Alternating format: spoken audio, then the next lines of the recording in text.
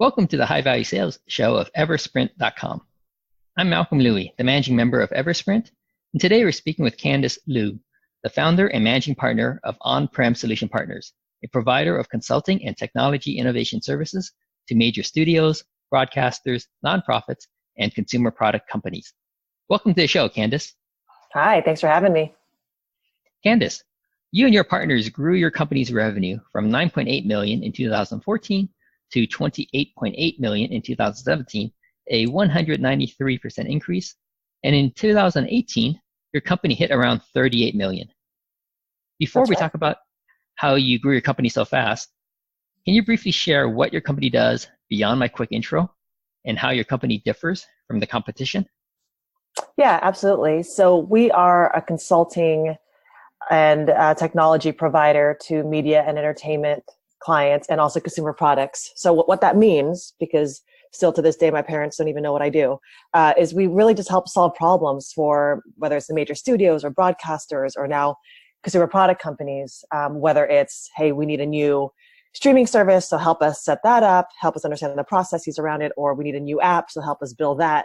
It could be a combination of all different kinds of problems that could take, whether it's 4 weeks long or 3 years long. It's just a mix of problem solving that we do for different customers. All right. And how do you differ from your competition? I think for us, it really is about our talent. So this is our third iteration when it comes to companies. So when I say there were 4 founders and now 5 partners of this firm, and all 5 of us have worked together for the last 15 years. And it started with a small consulting firm that got acquired, and then we spun out to do this one. And I think the thread through all of it for us has always been finding really the best people, where it's a mix of both EQ and IQ, where I think we really do focus on collaborating with our clients, where I think a lot of other firms out there, you really do feel like it's consultants versus them. Like, you know, you're the consultant. Where with us, you know, the way that we approach projects, it really is advisory. So even if it's us telling them that we're not the best pick to do that work, you do that because it's the right thing. So there really is a collaboration aspect for that, and we have to find the right people to make sure that we foster that. Now, do you do all the work from strategy to implementation, or do you have other partners? Yes. So we do the whole gamut. The majority of us come from the big 4. So a lot of the backgrounds of Accenture, PwC, a lot of that type of work that you see at those companies, we do. So, you know, we will take it from strategy all the way down to the implementation of that particular technology. You know, I think that the difference also for us is that we tend to really focus on technology that's more pushing the envelope. So you're not really going to see us doing kind of back office implementations of these large software, you know, kind of like an SAP or Oracle or things like that. I think for us, it really is about, you know, digital platforms and more technology that's a little bit more in the forefront. Okay. Can you give an example of some of the technology that you've applied that's more cutting edge?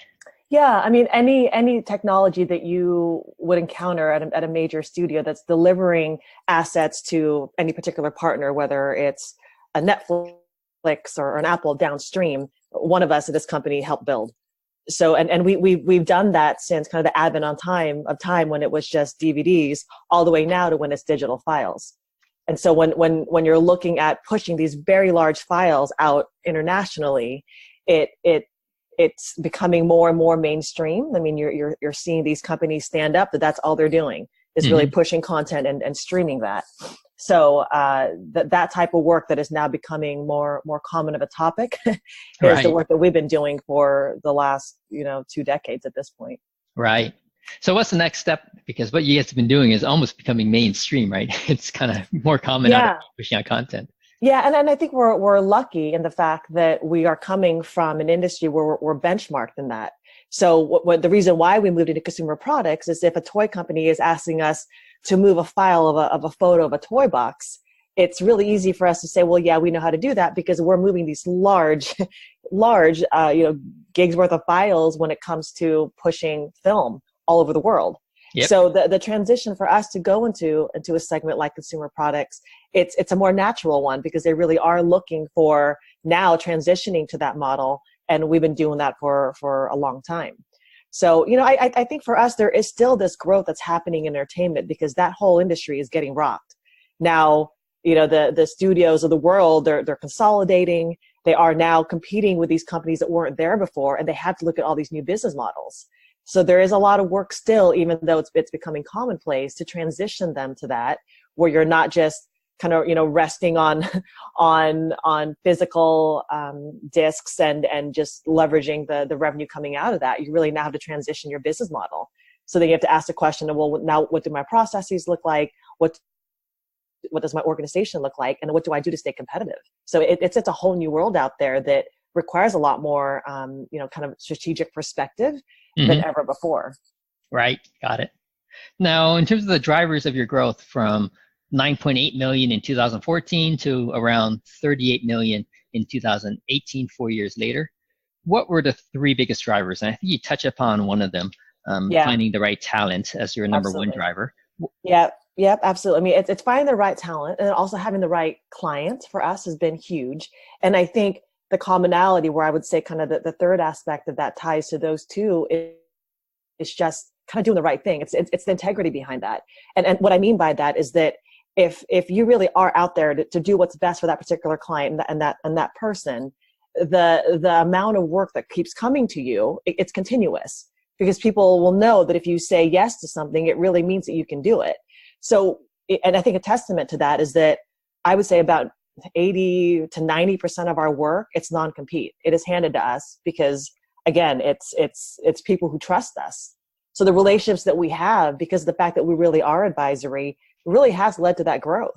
And so you see kind of over and over again, we get into a client and we end up staying there for quite a bit of time, not just on that one project, but on other things. I think our rule of thumb is to kind of, work ourselves out of a job, right? But what ends up happening is there's always these other projects. And again, because people trust the fact that you're going to do the right thing by them, they continue to use you. So whether that's kind of retention from a talent side, because you're doing the right thing for them from a career development perspective, or integrity from a client side, because they know that you're going to do the right thing for them, that leads to, for us, that's what's led to our growth. We're not salespeople. We haven't spent to date a lot of dollars on marketing. It really has just been relationship building. Right. Now, when you talk about doing more work within your own clients, is that the primary driver of the growth, or did you get tons of new clients as well over the past 4 years? It's a combination. So, it's $1 million accounts turning into $10 million accounts, right? So that could be one particular client where you're ending up doing a lot of work for them because of that trust. But then what ends up happening is that someone might end up moving from a studio to a streaming service. And then because they worked with you at that particular studio, they will say, hey, I am now here. I want you to help me here.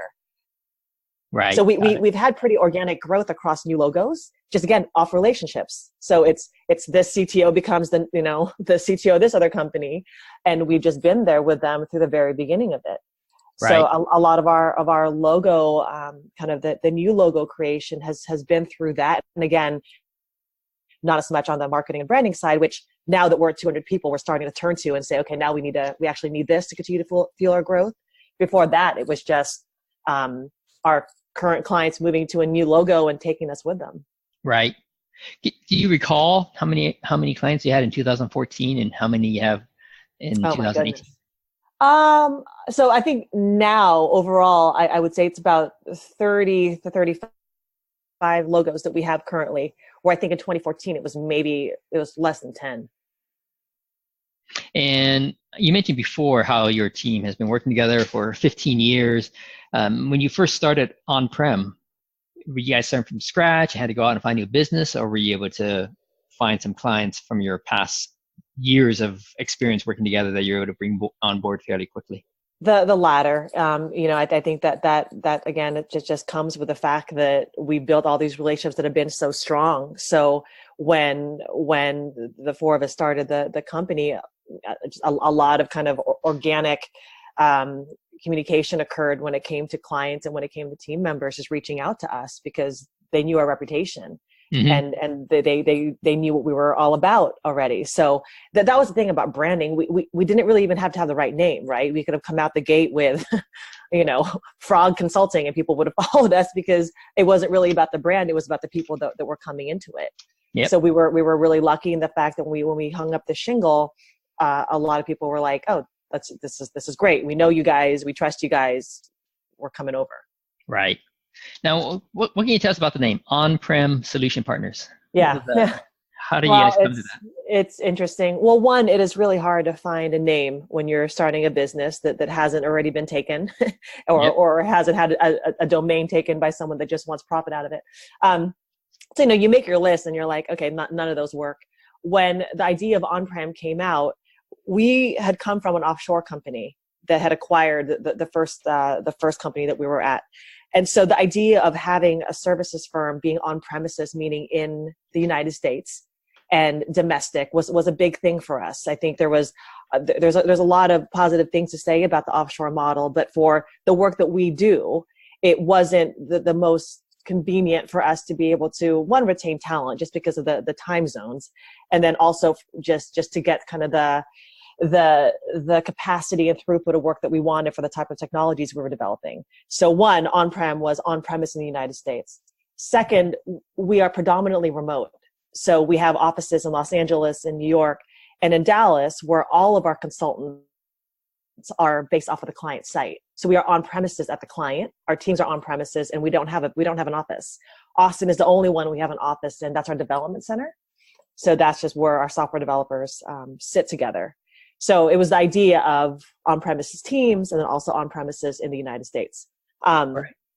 But the interesting thing about that is that, again, not thinking through the branding of this kind of like long-term, we've kind of hit some walls with the name OnPrem when a lot of the work now is cloud computing and transitioning into the cloud. And so they look to us and say, why are you guys called that when that's not the work that you do? So now we're starting to kind of run into that wall of, is this the right name to continue with as we try to, to move forward and to continue to grow? Right. I guess you become on cloud, I suppose. Yeah. Someone probably already grabbed that one. That's probably a pretty obvious one. Yeah. Yeah. All right. So in regards to clients being comfortable with a team that works remotely, I imagine 10, 15 years ago, that might have been a bit unusual, but how about today? Are people pretty comfortable with your consultants being remote and perhaps? Well, I mean, we're still at the client site. So okay. We're, if we're working at a major studio doing a project with them, we're on site with them. Okay. So it's no difference to them. Okay. Really, the difference becomes when we were at a big four, when you weren't on a project, you had to report to headquarters and you had to sit there and kind of wait around for something to do in the office. And for us, on the beach, on the bench, for us, just operationally, it just didn't make sense to incur that cost. Okay. When there just wasn't, again, a need for that. And we're so trust-based that it's not like we have to micromanage our team in that way. Right. Okay. So your team is remote in the sense that you don't have a head office where everyone hangs out when they're not working, but Correct. All the work they do is still on site with the client. Right. That's right. Right. All right. Great. Now, in terms of finding people, right? You said you had 200 employees right now. I think that's what you shared with me. Correct. Yep. And how many did you have way back when you first in 2014? So I know. So we started the company in 2013 in April, but by the time 2013 had ended, we were at 15. 2014, gosh, I want to say we were probably closer to maybe 40. Okay. I don't have an exact number. Sure. But yeah, I mean, we've kind of continued to grow at a pretty phenomenal rate. Although I will say that when we first put together our 3-year projection for this company, we were at these numbers. So it wasn't that unique to us that we were starting to hit 1,500% growth year over, from the year we started to 3 years after the fact, because we kind of thought it would get to that point. Yeah. So. Yeah, it is pretty rapid growth though. I mean, if you tell anyone that you grew your company from 15 employees to 200 5 years later, I think most people say that's pretty fast. Oh yeah, no, believe me. I mean, it is what keeps me up at night for sure. But it's not something that surprises us. But the fact that it happened, it still is like, it's jarring still when you think about it, like what you say, that it happened in a blink.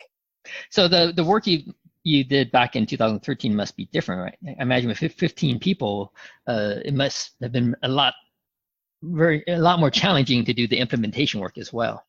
Yeah, and I think when we were first starting, we were just in Los Angeles and, 3 people in New York. And sometimes we would just take work that was almost, that wasn't necessarily project based. That was more what they call staff augmentation, just to kind of get our brand out there and just to be able to start the work and then transition it to something else. But now with where we're at, we can be a lot more picky when it comes to focusing on work that really is going to grow our team members and really is focusing in the areas that we want to focus on. So like you said, if we're doing an implementation that requires 15 to 20 people, we can actually take that on, versus before that would have taken up our whole company. Yeah. All right. So before you mentioned hiring the right talent, having the right EQ and IQ, how do you go about doing that?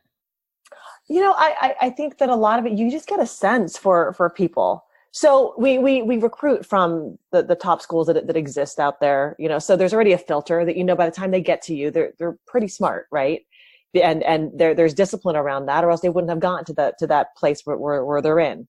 So that's campus. And on the lateral hire side, similarly, we look for certain experience set, whether that's coming from a consulting firm or industry work that's meaningful to us. But when it comes to interviewing someone, you just get a sense of that. So we do case interviews to kind of go through the analytical side, and then we do behavioral. And really that behavioral piece of it, it's really looking for, not just their ability to communicate, but it's also humility. We find that making sure that there's kind of the no jerk policy with the firm, right? That everyone that you hire is a team player and are not just in it for themselves. That leads to a culture for us that's very supportive and that really looks out for each other, and that I feel like has been a backbone for our company. When we do campus hiring, which we do every year, and this year we're looking at about 35 new hires coming from, the likes of the Stanfords, UCLAs, Columbia, all over kind of East and West Coast. We do second round. We basically have a get together with all the candidates, and we'll just do like a happy hour. And that's really for us just to get a sense for, are people likable? And again, that humility aspect of it, right? Like, this is someone that you want to work hand in hand with every single day. So that element of it is critical to us. What we always say is that kind of the intelligence part of it, the smarts, that's table stakes. Like, we just take that for granted. Right. So it really is about just the personalities of making sure that they're going to be a good team player. Yep. Now, how do you filter out the people who are just great at interviewing? I'm sorry, say that one more time. How do you filter out the people who are just fantastic at interviewing, but not necessarily the people you want to hang out with 12 hours a day? Well, I mean, but you get a sense of that, right? Like, even if you're a fantastic interviewer, it's about that rapport, because we're very much a services firm. So if we were just producing products and widgets, that's one thing. But what we provide, it's that interaction. And so if you're coming at it from a client standpoint, what I've always said is that you can have the best recommendation in the world, but if someone doesn't like you, it's not going to fly. Yep. So there has to be a likability there, because fortunately or unfortunately, like, we are with people day in and day out. Yep. So you have to be able to have that empathy.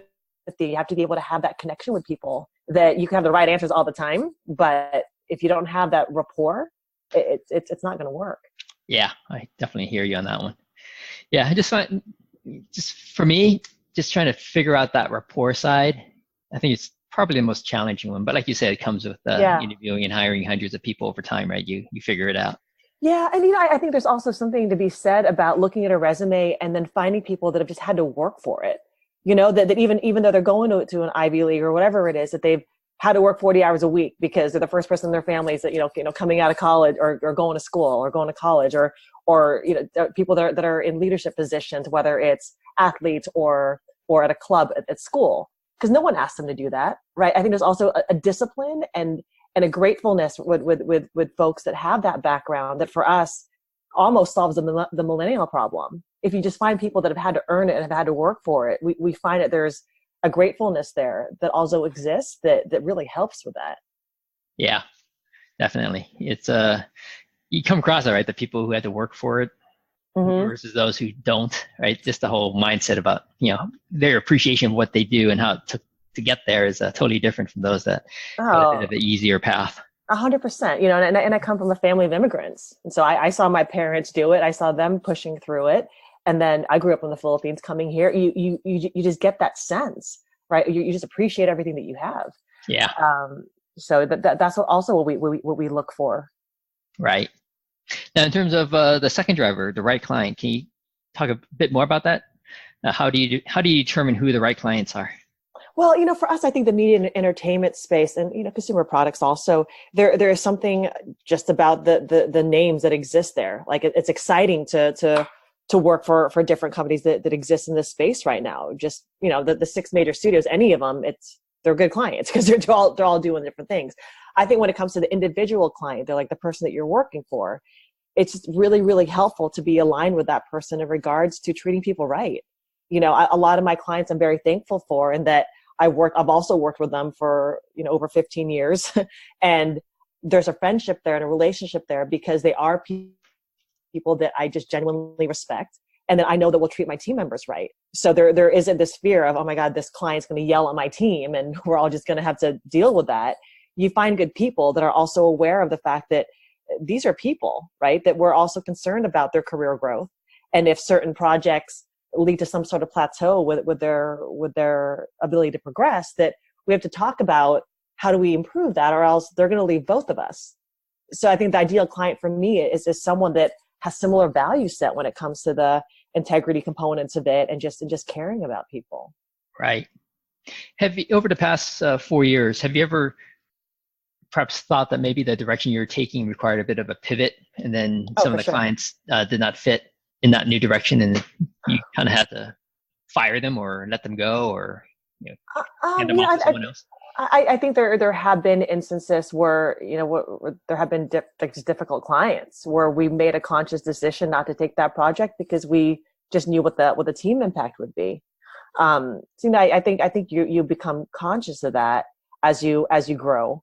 But I think overall, when you go from 15 to, you know, 40 to 60, all the way to 200, you're pivoting all the time just because it's just different. But when it comes to what you have to make sure you're focusing in terms of people, and also just kind of the revenue generation that you're taking on. You know, so is it one of those things where it's like we only can take clients on that have a certain revenue set, which I know when we were at larger firms, that was some of the focus. But I think we've run into instances where that hasn't really been the case, where we've been really lucky with clients that have provided just as much work as major studios. Because again, there's always a need. And if you're treating, you know, again, if you're treating them right and all that stuff, it's continuous work. So we haven't necessarily run into that piece of it, but more about, you know, walking away from work where we feel like our clients aren't going to be, you know, just kind of the best when it comes to training people. Mm-hmm. Now, you mentioned before about doing projects that offer your team skill development, career advancement. Yeah. Do you proactively define and seek out those projects? Oh, definitely. I mean, because that's the ideal, and it's never perfect. I think that's what the hard thing is about consulting, and what people have to kind of come in with eyes wide open is that you're never going to be on the perfect project every single time. So there also has to be this mentality of I'm going to learn from no matter what the project is. And the great news about consulting is that they're usually there's usually an end, right? It's like average project for us is probably 12, 14 weeks. But, you know, I think that we have to be conscious about the fact that people are going to grow, because again, if they don't, they're going to leave us. I mean, these are very, very talented people who, if we're not doing the right thing by them, they're going to walk out the door. So I think what we've been really good at is finding team members who have a lot of capability, and then like proactively stretching them in a way that they're able to grow quickly. You know, we're meritocracy based. So there are a lot of people that have kind of flown through our levels because frankly, that's how I was mentored. And it builds so much confidence in people believe in you. And then all of a sudden you're put in a situation where it's a little bit of a stretch in comparison to what you're used to. And then you hit it and you're like, oh, I can do this. And then you just build that confidence over and over again. So it's critical for us to have that professional development here, or else we're not keeping people. Right. Okay. So you will find projects that give your team that opportunity, right? As opposed to doing some cookie cutter project that you do over and over again. Yeah. Yeah. But even like the cookie cutter project you do over and over again, it's just different people are in different places in their careers. So there's always going to be someone who's going to learn from that. Right. But I think that we're always going to run to a project that's going to be more, again, like pushing the envelope or like making the news. Yeah. Just because it's exciting. Yeah. So, and we're really lucky that we're in industries that people talk about and are people's hobbies. So you're walking into a room and you're talking about how movies are made or how a toy is made, and you're like, okay, this is cool. Yeah. So there has to be that interest in there. Yeah. Those areas are always cool topics. Yeah. So the third driver, doing the right thing to get continuous work. Can you talk a little bit more about that? Yeah. I mean, I think I've talked about this in previous articles that I've just kind of been a part of. But I talk about this concept of karmic leadership, and I'm a big believer in that. I mean, in life and in business, that if you do the right thing, it always just somehow comes back to you in the right way, and that you can't burn a bridge, and you have to treat people right. And that for me, it's like I just want to be able to sleep at night.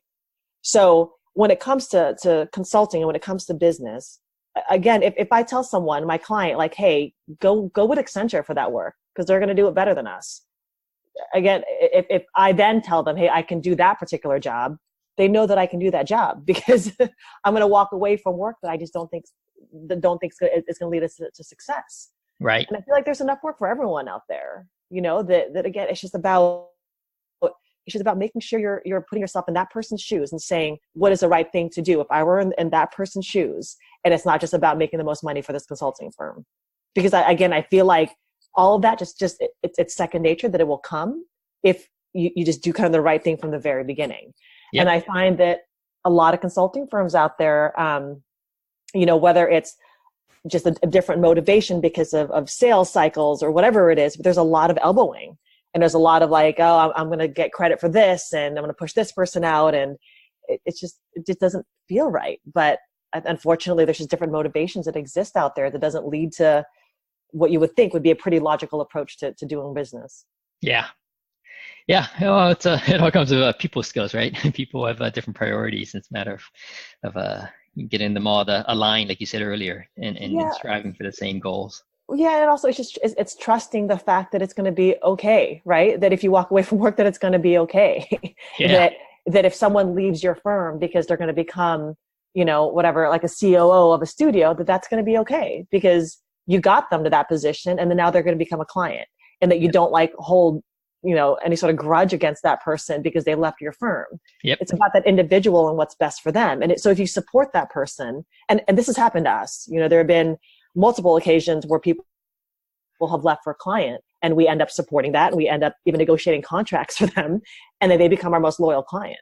Right. So, it's that idea of long-term and not just kind of what the best short-term gain would be for you. Yep. Yeah. Totally hear you on that one. For, you mentioned earlier in our conversation that now that you have 2,000 employees, 2,000 people on your team. 200. You're scaring me. Sorry. Yeah, I'm thinking about the future here. I'm sure you'll get to there. Don't get me there. Don't get me there that fast. Yeah.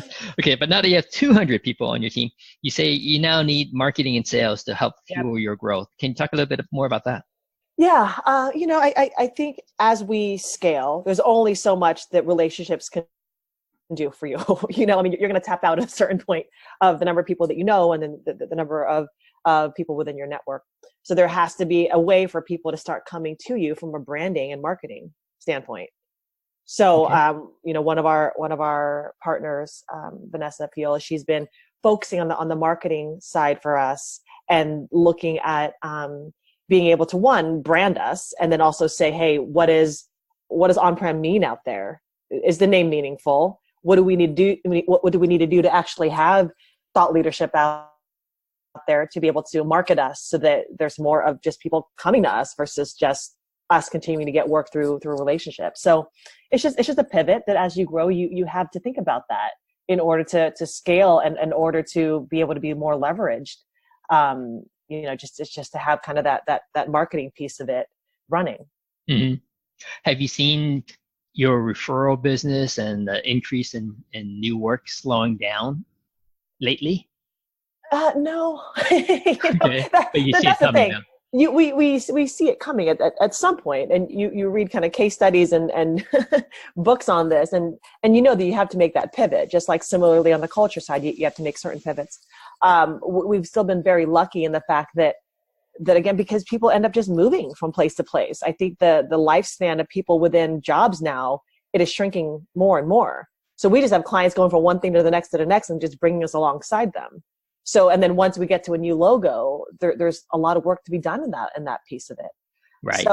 So, you know, I don't think that's necessarily stopped, but we are starting to see a little bit more of just, you know, kind of blind LinkedIn reach outs and saying, hey, we've heard about you. Can you do something with us here? Mm-hmm. You know, so that's starting to happen just a little bit.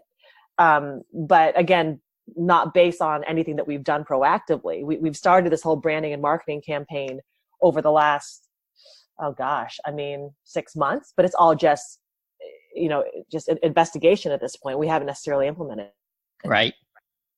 But yeah, I can imagine how referrals and new business will be limited, right, as you grow, because there's only so many people at the senior level that are developing those relationships with the decision makers.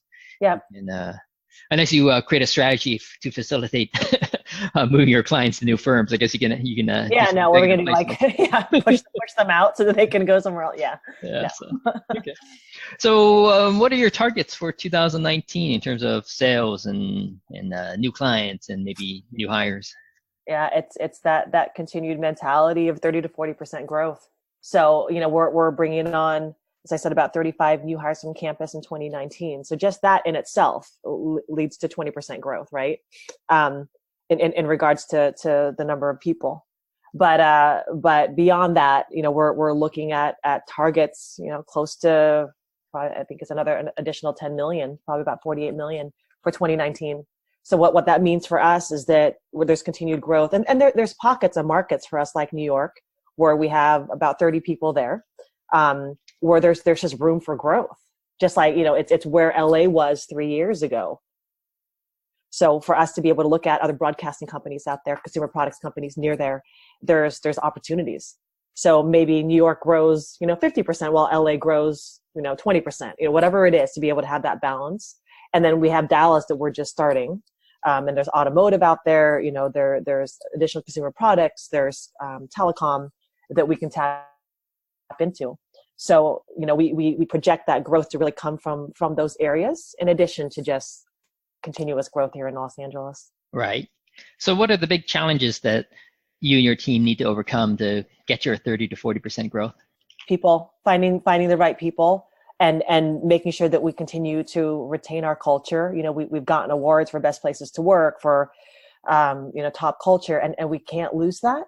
And I think it's a realization, though, that you have to shift, that where before it was enough for us to be able to have, you know, these events where we had annual meetings and we would all fly people to whatever it was, Denver or Cabo or whatever it was, just to get together, that it can't just be about that anymore. You know, that it has to be a lot more about the individual and professional development and creating these sub-communities, because when you get to 100 people in Los Angeles, you don't really feel like you're missing out on something if you're not attending an event, because there's 100 people that are going to be there. It's a different feeling than when you were 15. So we have to make sure we're shifting and always, you know, I think for us as leadership team, we're always nervous. And I think we would be terrible leaders if we weren't always nervous, because we always have to think about how do we continue to make sure that this is a place where people want to be at. And we have to realize that culture changes and it shifts, and that's totally okay. But we have to be ahead of it. Right. Now, you didn't mention marketing and sales as being a key challenge. Or that absolutely has to be, you know, it's getting that right? I mean, if we're changing our name, like, we have to make sure we're getting that right. And in order for us to get new leads to increase that growth, that has to be there. So I would add that to it as well. Right. Any thoughts as to the initiatives, ideas that your team's looking at to getting new leads? You know, I think, I think it's a combination of things. I think whether it's the use of thought leadership to be able to promote just certain areas that we specialize in. So we focus a lot on digital supply chain, on data analytics, you know, just making sure that people are aware of what we're doing in that area so that they're reaching out to us. I think that's helpful. Okay. But I also think that the continued referrals, whether that's through LinkedIn and just, kind of looking at the connections that exist there and then proactively reaching out to folks to be able to say, hey, I've done work here. Could we be of use to you guys? Because as soon as you get us in front of people, again, it's the experience set that we have, it goes a long way, because we've done a lot of really, really neat things and that apply to a lot of different industries at this point. Yep. So it also just comes down to just getting us into meetings, because beyond that, we're pretty good when it comes to getting projects. Yeah. Well, you got a nice portfolio and case studies that you share with people. Yeah. They recognize, right? Yeah, exactly. So, yeah. All right. So in terms of your marketing strategy, you talk about inbound type strategies. How about on the outbound side? You talked a little bit about that. Yeah. And I think it's also just like getting our presence out there in conferences. So we're sitting in panels and talking about our work so that people are seeing that. Like when we think about ad spend, when we think about certain things like that, it's just not that it goes against our DNA. It's just we're just so unfamiliar with it, and we just don't really understand kind of the ROI behind that at this point. I think we're going to do certain things around that, but it's more targeted. So when we have advertising, it's going to be at a conference where we know that it's specific to technology within consumer products or media and entertainment, right? Yep. So that we know that the audience is going to exist for that. But even helping with certain things like our website and revamping that to make sure that quickly you understand what we do, because the attention span these days, like if you have too many words on your page, it's not really going to go over that well. Yeah, no kidding. Yeah, and it's hard to explain what we do because we do so many different things. Yeah. So being thoughtful about what our website looks like and revamping that, certain things like that, I think would be helpful from the outbound standpoint. Right. Speaking of describing what you do, next question I have for you. If you had a billboard somewhere on-prem, probably not in Los Angeles because traffic doesn't move so fast there, but if it was on a fast-moving freeway somewhere, what would be the billboard message? And because traffic is moving fast, you only have 6 seconds for the person to see and read the message. Yep. Yeah. No. I think our branding, what it has come down to is we're in the business of making businesses better. I mean, that's kind of the tagline that we rest on, is that we're here to really make our clients better and to kind of move that, for them when it comes to where they want to be in the future. So that would be my tagline. All right. The business of making businesses better. It's got a bit of alliteration there. So it's good having these B's in there. So. I know. All right. And my two last questions for you. Who are your ideal clients and what's the best way for them to contact your team?